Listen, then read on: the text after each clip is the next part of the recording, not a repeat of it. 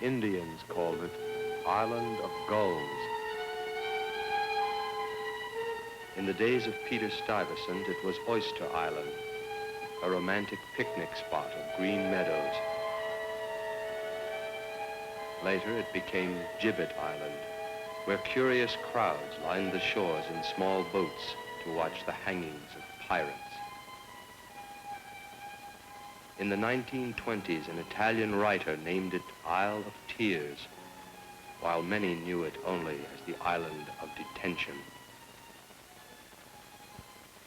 Officially, it still bears the name of the merchant who owned it briefly in the late 1700s, Sam Ellis.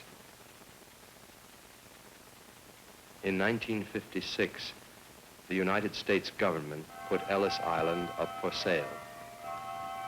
A New York builder offered $200,000 with a plan to turn it into a lavish resort.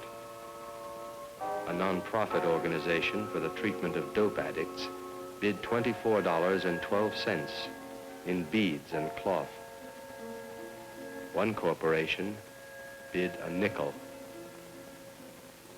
But private interests were not to have what belonged to the nation. For on May 11, 1965, a presidential proclamation decreed Ellis Island an historic national shrine.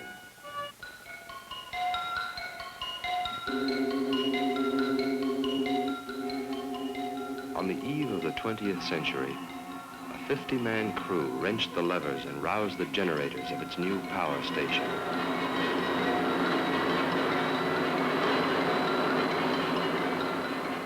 It was the era of the Great Migration, a relentless stream of humanity pouring in from Europe to the United States until the outbreak of the First World War. There were no quotas then, no visas, no passports. The golden door was wide open, and Ellis Island was the gateway.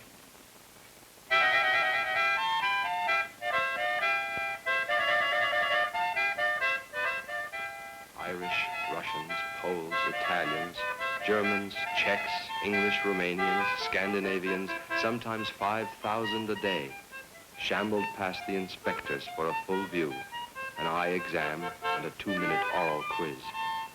Then all were tagged and herded on to the ferry for the mainland.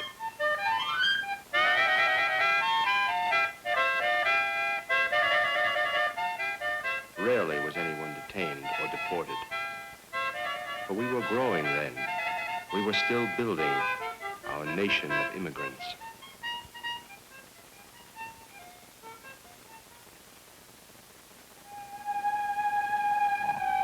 But after the war, increasingly selective laws transfigured the gateway into a fine meshed sieve, into an island of scrutiny.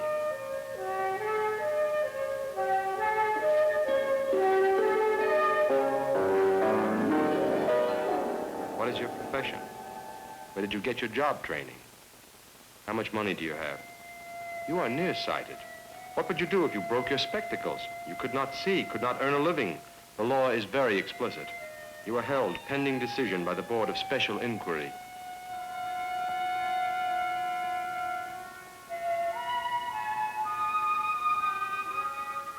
Take off your hat and gloves. Show your hands. The inspector had to make sure that hair was free from lice, that hands were not paralyzed or artificial, or that a watery eye was not evidence of trachoma. For the threat of epidemic was constant. 6 wards in the hospital section were crammed with cases of smallpox and typhus, cholera, and even plague. Corridors were alive with cockroaches and mice.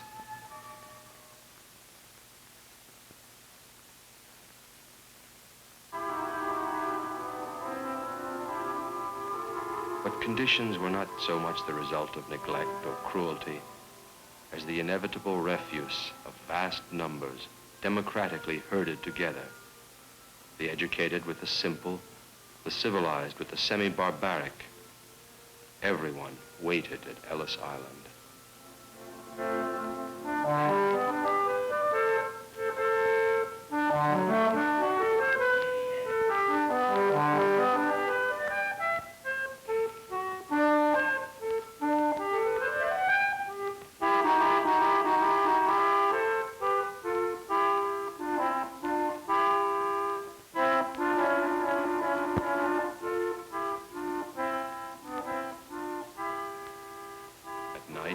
waited in cots piled one above the other.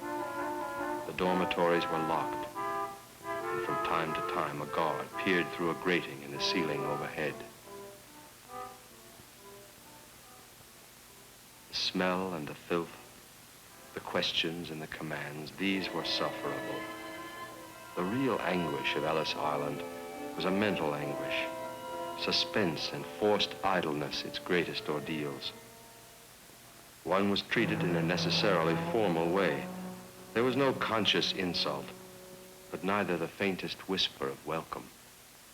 With clean dispatch, the laws facilitated what an Irish poet called organized charity, scrimped and iced, in the name of a cautious, statistical Christ.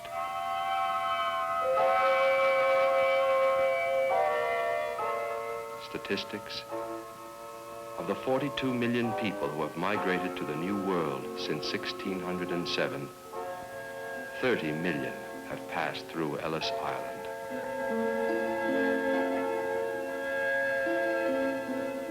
Today, nobody goes there, except a watchman brought by a Coast Guard cutter from the mainland. Monday through Friday, 9 to 5, he guards the ghosts.